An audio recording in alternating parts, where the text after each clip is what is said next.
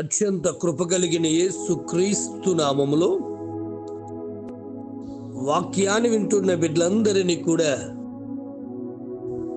దేవుడు సమృద్ధిగా దీవించి ఆశీర్వదించును గాక. ఆమేన్. ప్రియ దేవుని బిడ్డలారా, అందరూ ఎలాగున్నారు? బాగున్నారు కదూ? సోదరులు, బ్రదర్ గారు ఏం చేస్తున్నారు? పేపర్ చదువుతున్నారా? మరి దానికన్నా ముందు పరిశుద్ధ గ్రంథాన్ని చదివారా?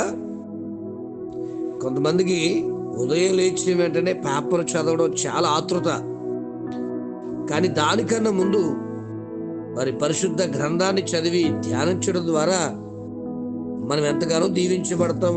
మనం చూసి మన పిల్లలు కూడా చక్కగా పరిశుద్ధ గ్రంథాన్ని చదివేటువంటి మంచి జ్ఞానవంతులుగా తయారవుతారు. కాబట్టి మన పిల్లలకు మనమే మాదిరి. కాబట్టి తమ్ముడు, ప్రియ అన్న, పేపర్ కన్నా ముందు పరిశుద్ధ గ్రంథాన్ని చదవాలని ఒక దైవజనుడిగా, మీ తోటి సహోదరుడిగా తెలియజేస్తూ ఉన్నాను. ఎందుకు అంటే బిడ్డలారా, అనేక మంది భక్తులు దేవుని కొరకు పరిశుద్ధంగా జీవించడం వల్ల, దైవ చిత్తము నెరవేర్చడం ద్వారా అనేక కార్యాలు, అసలు ఊహించలేని కార్యాలు వారు పొందుకుని ఉన్నారు. కొన్ని కార్యాలు మనం చూసినప్పుడు ఇది వీరి జీవితాల్లో జరుగుతుందంటవా అనిపిస్తుంది. మార్కు 10:27 ప్రకారం మనుషులకు అసాధ్యమే కానీ దేవునికి సమస్తము సాధ్యం అన్నట్టుగా వారి జీవితాల్లో జరిగాయండి. ఉదాహరణ చెప్తాను చూడండి. యాకోబు గారు తన అన్నకు భయపడిపోయి పిరికివాడిగా పారిపోతున్నప్పుడు బేతేలులో దేవునితో మాట్లాడాడు. తిరిగి వచ్చింది అధిక సంపదతో, గొప్ప ధనంతో, దాసి జనంతో, చక్కని పిల్లలతో వచ్చాడు. బిడా, ఈరోజు నువ్వు ఏమీ లేనివాడుగా ఉన్నావేమో,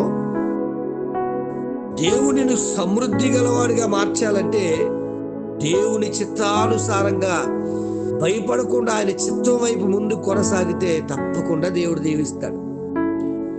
ఐగుప్తు దేశానికి అమ్మివేయబడినటువంటి దాసుడిగా వెళ్ళాడు యోసేపు గారు. దాసుడిగా వెళ్ళినటువంటి యోసేపు ఐగుప్తు దేశములో మరి మంత్రిగా తయారయ్యి మంత్రిగానే అక్కడ జీవించి చనిపోయినట్టుగా మనం చూస్తున్నాం. దాసుడిగా వెళ్ళిన ఆయన ప్రధానమంత్రిగా దేవుడు నిలబెట్టాడు. దయచేసి వాక్యం వింటున్న దేవుని బిడ్డ ఆలోచిస్తున్నారా? ప్రాణాల్ని కాపాడుకోవడానికి పారిపోయాడు మోషే గారు. దేవుడు మళ్ళీ మోషే గారిని తీసుకొచ్చి ఇశ్రాయేలీల ప్రాణాలు కాపాడడానికి, రక్షించడానికి వాడుకున్నాడు. అసలు ఎంత అద్భుతం ఆలోచించండి బిడ్డలారా. తన ప్రాణాన్ని కాపాడుకోవడానికి పారిపోయిన మోషే గారిని వెనక్కి తీసుకొచ్చి అన్ని లక్షల మంది ప్రాణాలను రక్షించడానికి ఒక సాధనంగా నిలబెట్టాడు. బిడా, ఒకవేళ ఈరోజు నీవు కూడా అలాగే పారిపోయి పిరికివాడుగా ఉన్నావేమో, దేవుని చిత్తం వైపు చూడు. దేవుడు తప్పకుండా నీ ద్వారానే గొప్ప కార్యం చేస్తాడు. ఇది జరుగుతుందా అనుకోవద్దు. గిద్యోను కూడా పిరికివాడుగా గానుగు చోట్న మరి ఆ యొక్క యావలను, గోధుమలను తొలగొట్టుకుంటూ ఉండే స్థితి అది. అటువంటి వారిని ధైర్యవంతుడిగా మార్చిన దేవుడు మన దేవుడనా బాగా అర్థం చేసుకోండి. గాడిదలు పోగొట్టుకున్నాడు, అవి వెతుక్కుంటూ వెళ్ళాడు, అవి దొరకట్లేదు, ఎంతో బాధపడ్డాడు. వెళ్ళింది గాడిద కోసం. మరి అలా వెళ్ళినప్పుడు దైవజనుడిని మీట్ అవడం వల్ల మరి తిరిగి వచ్చింది రాజుగా. సౌలు గారు అలాగ అద్భుతం పొందుకున్నారు. మరి అర్థమవుతుందండి. నువ్వు దేవుణ్ణి, దైవజనుణ్ణి, దేవుని వాక్యాన్ని, దైవ సన్నిధిని నువ్వు పట్టుకుని ఉంటే చూడొకసారి. యాకోబు గారు పిరికివాడిగా పారిపోతున్నాడు. బేతేలులో దేవుని మీట్ అయ్యాడు. బేతేలు అనగా దేవుని మందిరం. దేవుని మందిరంలో దేవునితో మీట్ అయ్యాడు. వచ్చింది సమృద్ధి అయిన ఆశీర్వాదంతో. వెళ్ళింది ఖైదీగా, పరిశుద్ధ జీవితాలు జీవించాడు. ప్రధానమంత్రిగా బయటకు వచ్చాడు. వెళ్ళిపోయింది ప్రాణాలు కాపాడుకోవడానికి మరి హోరేబు కొండ దగ్గర దేవుని యొక్క దర్శనం చూసి మరి అదే పిరికివాడిగా ఉన్న మోషే ఇశ్రాయేలు రక్షించడానికి దేవుడు వాడుకుంటున్నాడు.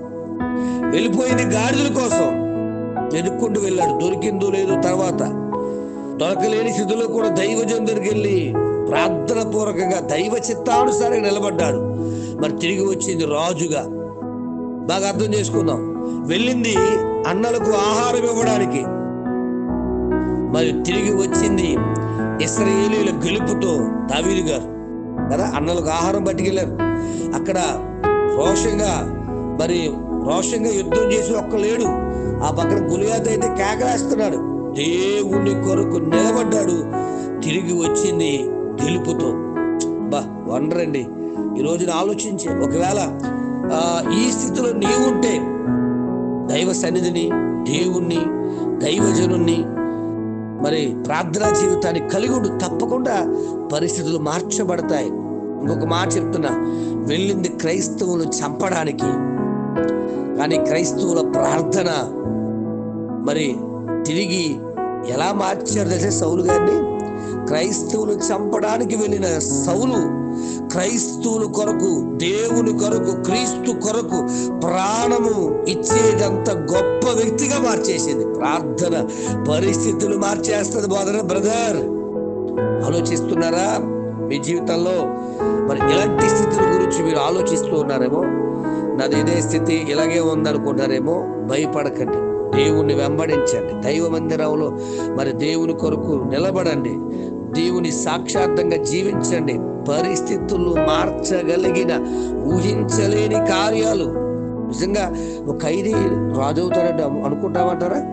బాగా అర్థం చేసుకోండి. ఒక సౌలు మరి పౌలుగా మార్చబడతారు అంటే మనం ఊహించగలమా? కానీ దేవునికి సమస్తము సాధ్యమే. కాబట్టి ఈ ఉదయకాల శ్రమలో నీ మీద, నీ శక్తి మీద, నీ బలము మీద ఆధారపడక, ఒకవేళ వాక్యం ఉన్నప్పుడు నీవు కూడా బంధకాల్లో ఉన్నావేమో, రోగముతో ఉన్నావేమో, వ్యాధి చేత బాధపడుతున్నావేమో, సమస్యల్లో చిక్కుకుపోయి నిరీక్షణ లేక ఇబ్బంది పడిపోతున్నావేమో, లేక పారిపోతున్నావేమో, లేక ఇంటిలో ఉండకూడదు, భార్యతో ఉండకూడదు, ఎందుకు వచ్చిన బ్రతుకు, సస్తే మరి బెటరు అనుకుంటూ తిరుగుతున్నావేమో. బ్రదర్ గారు, సిస్టర్ గారు, దేవుడు నీతో మాట్లాడుతున్నాడు. ఇంతమందిని ఇన్ని రకాలుగా మార్చినోడు నీ బ్రతుకు మార్చలేడా? నీ జీవితాన్ని మార్చలేడా? శూన్యములో నుంచి సృష్టిని చేసిన నా దేవుడు నీ కుమారుని, నీ కుమార్తెను, లేకపోతే నీ భర్తను, లేకపోతే నీ భార్యను మార్చలేడా? ఎందుకు బ్రదర్ నేర్చెళ్ళిపోతాం? వీళ్ళందరూ వల్లే దేవుని మందిరంలో, దేవుని దగ్గర ప్రార్థిస్తూ, దైవ చిత్తాన్ని నెరవేరుస్తూ నిలబడితే తప్పకుండా ఈ రోజు కాకపోతే రేపైనా దేవుడు గొప్ప కార్యాలు, అద్భుత కార్యాలు మన కుటుంబాల్లో జరిగిస్తాడు. అంతవరకు నమ్మకంగా ఉండు. యేసేపుకి వెంటనే రాజు అయిపోలేదు. బాగా వినాలి. యేసేపు వెంటనే రాజు అయిపోలేదు. దావీదు వెంటనే రాజు అయిపోలేదు. కొన్ని సంవత్సరాలు పట్టింది. అన్ని సంవత్సరాలు నిలబడ్డారు కాబట్టే, తొట్టిల్లు పోకుండా ఆగారు కాబట్టే, నిరీక్షణతో నిలబడ్డారు కాబట్టే ఈ రోజుకి ఎంత మంచి సాక్ష్యాన్ని పొందుకుని మన ద్వారా ఆయన నామం కనపరచబడేటట్లుగా వారు జీవించారు. బిడ్డ, మరి నీవు ఎలా జీవిస్తున్నావు ఒకసారి ఆలోచించు. యేసుక్రీస్తు మీద అంచెలంచెల విశ్వాసంతో నువ్వు జీవించినట్లయితే నేటి పరిస్థితి ఎంత తేడాగా ఉన్నా నిన్ను రాబోయే కాలంలో ఒక బలమైన సాధనంగా దేవుడు వాడుకోవడానికి ఇష్టపడుతున్నాడు. అటువంటి కృపా దైవ సహాయం దేవుడు మనకు అనుగ్రహించుకుంటాడు. ఆమేన్. పరమ తండ్రి, నీకు వందనాలైనా. ఉదయకాల సమయంలో చాలా నిరీక్షణతో కూడిన మాటలు మాతో మాట్లాడవు నైనా, నీకు స్తోత్రాలు. నీ బిడ్డలు విన్న ఈ మాటలను ప్రభువా వారి గుండెల్లో భద్రం చేసుకో. నిజమే, యేసేపు పనికిరాని జీవితం, అమ్మి వేయబడిన జీవితం, దాసి జీవితం, ఖైదీగా వెళ్ళిన జీవితం రాజుగా మార్చేసావు నాయన. అన్నలకు ఆహారం పట్టుకెళ్ళేటట్లుగా దావీదు వెళ్తున్నాడు. కానీ నీ కొరకు రోషంగా నిలబడితే ఇశ్రాయేలు గెలుపుకి కారణంగా మార్చేసావు. ఎవరిని ఏ కారణం చేత ఈ భూమి మీద పుట్టించావు, ఎవరిని ఏ ప్రణాళిక చేత ఈ భూమి మీద పుట్టించావు అయ్యా, ఆ ప్రణాళికలో నీ బిడ్డలందరూ నిలబడడానికి తగిన సహాయము దయచేయండి, తగిన జ్ఞానాత్మను అనుగ్రహించండి, నింపండి, ఆశీర్వదించండి, మేలులతో నింపండి, నీ సన్నిధిలో వాడుకోండి, వర్ధిల్లింపచేయండి. నడిపించి బలపరిచి భద్రపరిచి నమ్మకమైన ప్రియబిడ్డలుగా జీవించడానికి మార్గాలు తెరవమని, వర్ధిల్లింప చేయమని, రక్షించమని, స్థిరపరచమని, బలపరచమని, మహిమ పొందమని, మహిమ కలిగిన యేసు నామమున అడుగుచున్నాను తండ్రి, ఆమేన్. ప్రార్థన కొరకు నా సెల్ నంబర్ 9866958571. ప్రభు కృప మీకు తోడుగా ఉండును గాక. ఆమేన్.